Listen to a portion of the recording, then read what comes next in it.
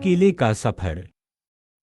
इस कहानी को सुनकर तुम समझोगे कि जन्म और मौत के बीच का रास्ता हमें हमेशा अकेले ही तय करना पड़ता है। कथाकार अनामिका वत्स, तुम्हारी अपनी बातचीत की साथी। सोचो, जब बच्चा पैदा होता है तो उसकी माँ भी उसे छूने से पहले दाई के हाथों में होता है।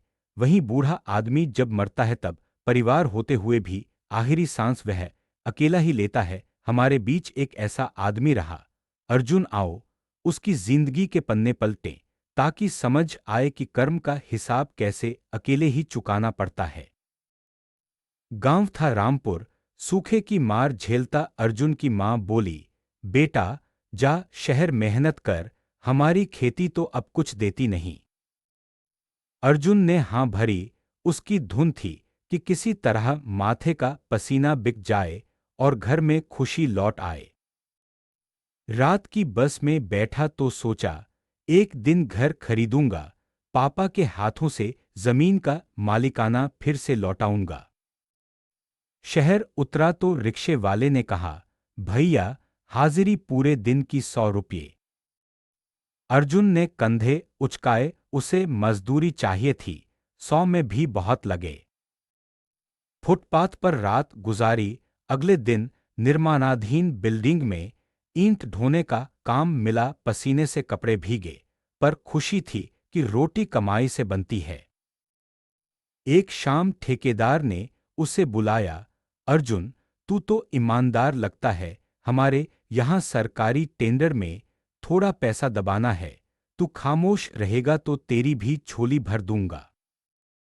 दिमाग ने पल भर में कहा, रिश्वत पर हाथ मैला होगा पर घर वालों का पे। उसने इनकार किया। ठेकेदार ने मुड़कर देखा, नौकरी जा सकती है। जाने दो, अर्जुन ने साफ कहा, खुद तो रोटी कमा ही लूंगा। कर्म का पहिया घूम रहा था।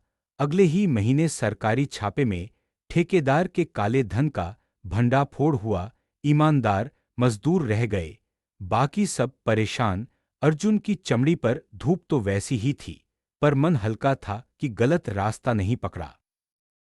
साल बीते। अर्जुन ने अपनी मजदूरी से छोटा सा कंस्ट्रक्शन गिरोह बना लिया। 10-12 मजदूर, वेतन टाइम पर, कोई रिश्वत नहीं, काम मिलता गया, नाम बढ़ता गया। मां ने फोन पर कहा, बेटा अब ब्याह कर ले, उम्र बीत रही। उसने सोचा, साथी चाहिए पर ऐसी जो ठगा न जाए, मेहनत की कद्र जानती हो। फिर मिली वह अनजान शहर में ही। आशा नर्सरी स्कूल में पढ़ाती थी। बात हुई, बातों से एहसास हुआ कि दोनों गांव की मिट्टी की खुशबू लिए घूम रहे। शादी सादा दोस्तों की मौजूदगी में हुई। अर्जुन को लगा कि अब उसका किरदार पूरा हो चला। लेकिन कर्म का लेखा-जोखा किसी का साथी नहीं मानता। एक रात बिल्डिंग की सेंट्रल बीम ढही। मजदूरों में से एक की मौत। पुलिस खड़ी हुई। मालिक अर्जुन, जिम्मेदारी उसी की। आपने सेफ्टी नहीं रखी, अफसर ने कहा। अर्जुन ने प्रोजेक्ट फाइलें दिखाई, हेलमेट बांटने के रिकॉर्ड, पर जो बीम बनी थी उसमें सरिया कम थी। सप्लायर ने घपला किया, जेल की सलाखें खींची। मालपुआ बिका तो वकीलों को मिला, पर छवि डगमगाई। कंपनी वालों ने ठेका छीन लिया, घर की बचत उतर गई। आशा ने कहा, डरो मत, कम से कम हमने किसी को धोखा नहीं दिया, वही बड़ी बात है। उसे ये बात हिम्मत दे गई। अर्जुन ने सेफ्टी एडवाइजर कोर्स किया, छोटे मोटे ठेके जुटाए घर चलाने के लिए। आशा ने भी ट्यूशन शुरू कर दिए। एक दिन गांव से चिट्ठी आई, पिता बीमार, आओ जल्दी। अर्जुन दौड़ा, पर बस स्टेशन पर ही उसे दिल का दौरा पड़ा। अस्पताल में वही अकेला, आईसीयू की ट्यूबों के बीच। आशा बच्चों के साथ बाहर। डॉक्टर ने कहा, हार्ट वॉल्व बहुत कमजोर, अगले 24 घंटे नाजुक। उसने आंखें बंद की। जिंदगी फिल्म की तरह दिखी। मां की लोरी, पिता की खेतों में धूप, फिर शहर की भीड़, ईंटों की ठंडक, सेफ्टी का पहला हेलमेट, फिर हाथ में हाथ। आशा का सांस अटकी, पर मन में बस एक धुन, कम से कम चोरी का पैसा नहीं खाया। सुबह 4 बजे उसने आखिरी सांस ली। डॉक्टर ने बाहर आकर बताया, वह चला गया। आशा ने बच्चों से कहा, पापा ने कसम खाई थी अकेले जन्मे, अकेले जाएंगे, पर अपने पीछे साफ नाम छोड़ जाएंगे। अकेलेपन का सफर वहीं खत्म नहीं हुआ। शव वाहन में शरीर गांव पहुंचा। मां ने रोकर कहा, बिना बेटा अब घर सूना है। श्राद्ध करते समय पंडित ने मुखाग्नि देते हुए पढ़ा, जीवात्मा एक नई यात्रा पर निकली। पिता ने आंसू पोंछे और बोले, अब वह जहां भी हो अपने कर्मों का बोझ खुद ही ढो रहा होगा।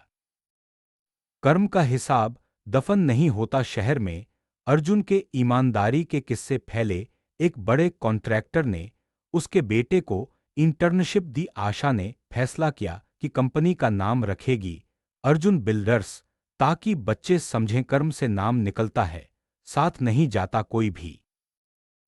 जब बड़ा बेटा 10वीं पास कर चुका तो उसने मां से पूछा, क्या सच में पापा अकेले ही स्वर्ग नर्क गए?